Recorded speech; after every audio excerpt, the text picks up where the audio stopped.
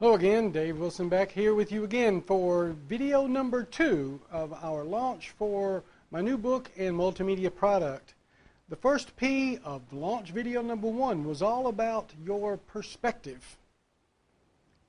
Video number 2 is going to be all about our second P, and that is pre-programming. A lot of people will immediately react and say, "Oh, I'm not pre-programmed. I know exactly what's going on. I'm in total control." But what I want to do is share with you another aspect about what happened way back in your past that has actually had an influence on people as far back as your grandparents. Because what I'm about to talk about with you, I heard from my grandparents, who love you more than anything in the whole world. But because they were under the spell of the very things we're about to talk about, that became a generational thing to where it came from them and perhaps their parents as well, on down through the generations, through your parents and then to you. And if you're my age or even 20 or 30 years younger and you have kids, you're probably saying these same things to your kids because it's what we did. It's the way we understood things. It's the way people look at things. And this is what is crippling our society as a whole. This twisted perspective that we have come to accept as just the way things are. And in other words, another way to look at that is to say, we have been pre-programmed to believe that this is the way we are supposed to think because this is the way that everybody else around us also thinks. So in order for us to fit in with the crowd, to get along with everybody, to escape the fear of social isolation by being an independent thinker, we adopt these things we're about to talk about into our thought processes until they become the most natural thing in the world, because that is what everybody believes. And that is what's killing us right now. So I'm going to go over a list of these things, and I'm going to say them, and then I'm going to give you another perspective and a visual, verbal explanation of the difference so that you can see the true meaning of these things and the sometimes devastating results of accepting this way of thinking and what it can have a potential to do to your life. So first of all, here's one that I believe all of the people who I know will have heard every single one of these things from our childhood forward. First one, who doesn't know? Well, you can't have your cake and eat it too. Actually, not long ago, there was a commercial. Now I forget who the product was.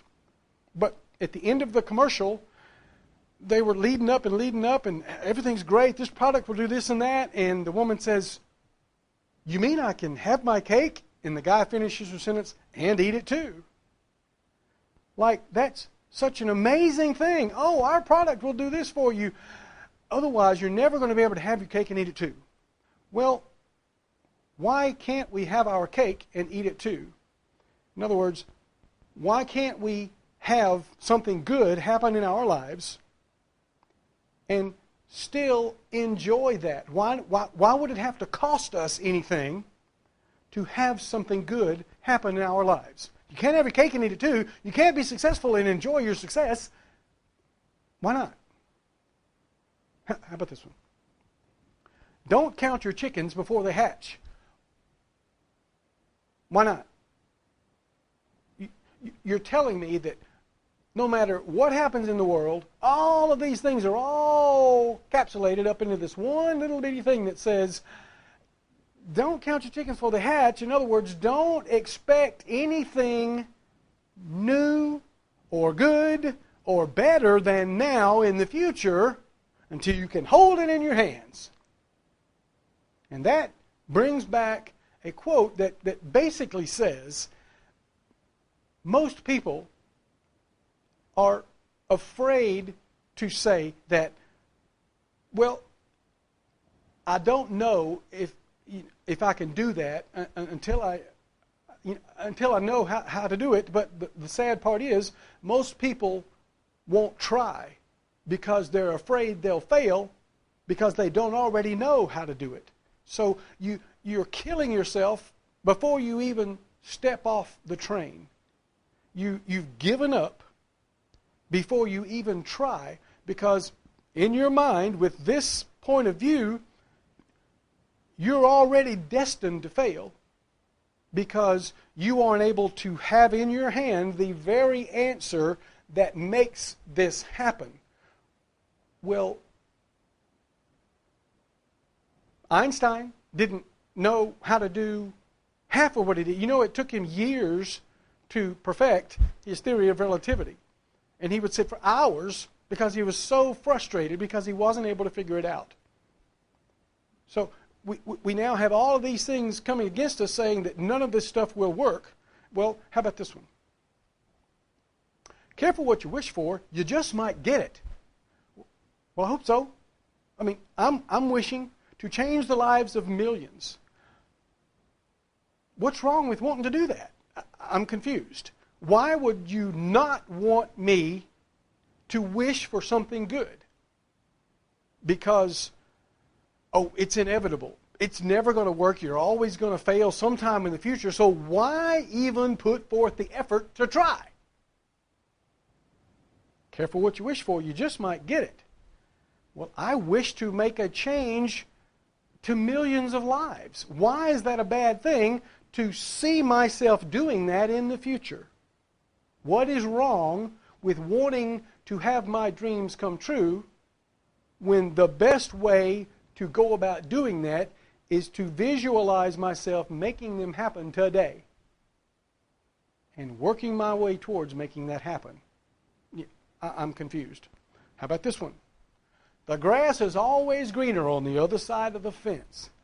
So it doesn't matter what you do, somebody's always going to have something a little bit better than you, so you might as well just accept the fact that you're never going to get what you want.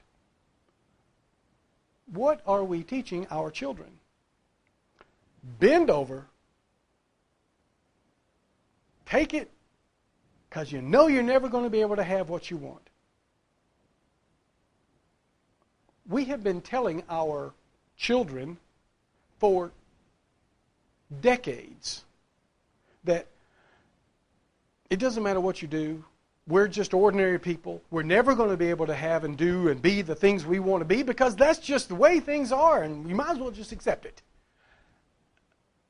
No wonder everybody and their mother around you wants to gather at the bar at 5 o'clock on Fridays and start the pity party, because everybody's been indoctrinated into these things, which I'm telling you are your pre-programming. This is how you have been programmed into believing that there is no hope. You can't have your cake and eat it too. Careful what you wish for, you just might get it. The grass is always greener on the other side of the fence. They're all negative, losing scenarios. But yet we've been repeating them since we were kids. And here's the part I want you to understand before I do any more. I was doing the same thing all of my life, for the first 47 years of my life, until I was exposed to the things within personal development that allow us to see things from a different, more enlightened perspective. Again, the first P, perspective. By looking at these things from another perspective and knowing how I feel compared to how crappy I felt for 47 years, I see these things now for the debilitating, depressing, and degrading things that they really are. They are meant to program us to accept the fact that we can only have what we're going to struggle to get or what we've already gotten right now. You might as well stop wanting to have more because there's no reason to wish for it. It ain't ever coming true. So I don't want to see you get disappointed, honey, so just don't worry about that. What your grandmother used to tell you. because it was safe for her to say those things. That way she didn't have to worry about it when you went out and got all your hopes up just to fail. Alexander Graham Bell was once asked, how does it feel to have failed 2,000 times when you were making a light bulb? Alexander Graham Bell said very calmly, I didn't fail 2,000 times. I learned 2,000 ways how not to make a light bulb.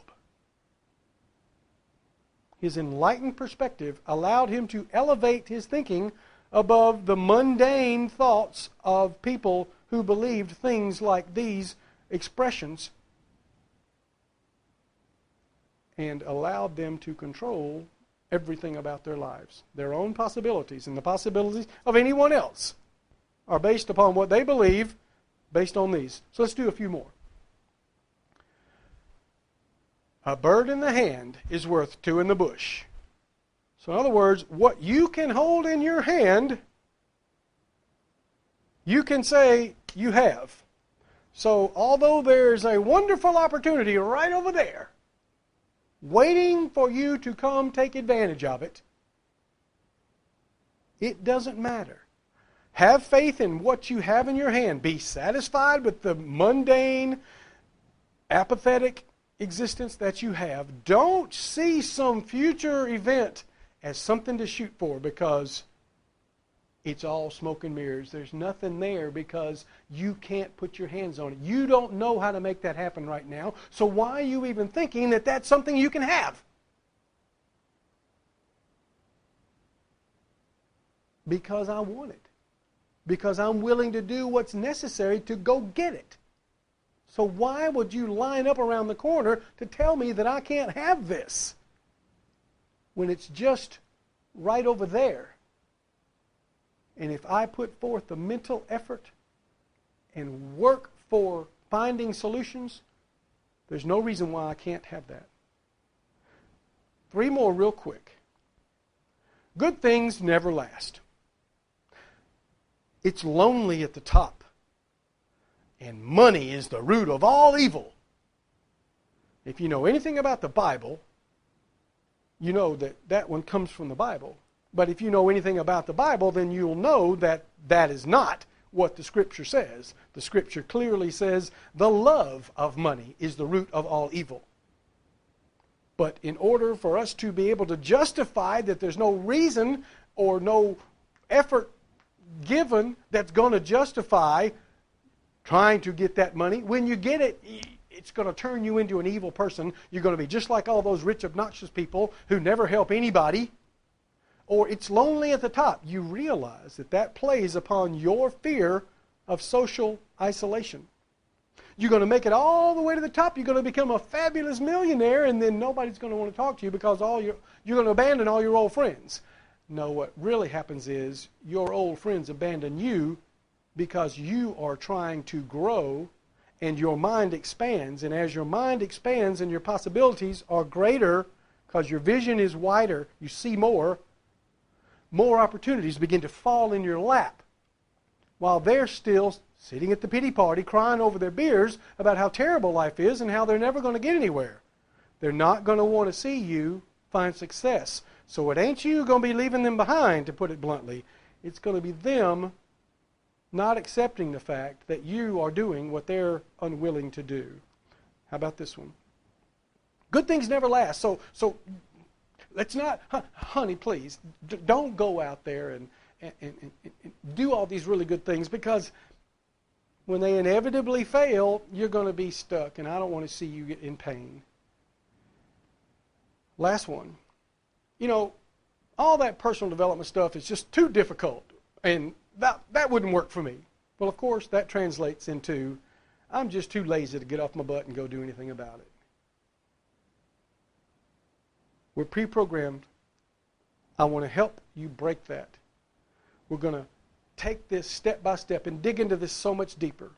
So until I see you again, remember, you're capable of doing anything. See ya.